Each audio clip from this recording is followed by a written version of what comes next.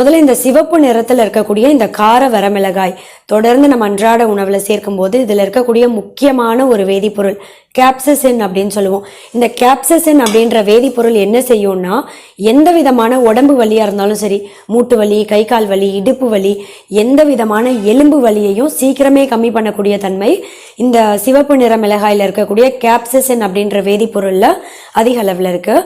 கூடவே உடம்புல எங்கேயாவது வீக்கம் இருக்குது அப்படின்னா அதையும் சீக்கிரமே கம்மி பண்ணிடும்.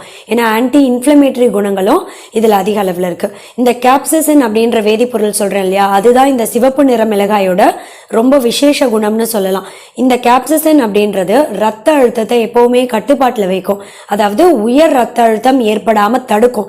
பிபி அதிகமாக இருக்குது அப்படின்னா உங்கள் அன்றாட உணவு சமைக்கும் போது காரத்துக்கு இந்த சிவப்பு நிற மிளகாயையும் உங்கள் அன்றாட உணவில் அடிக்கடி சேர்த்துக்கோங்க. இதில் பொட்டாசியம் அப்படின்ற ஊட்டச்சத்தும் அதிகமாக இருக்குது. இந்த பொட்டாசியம் அப்படின்றது என்ன செய்யும்னா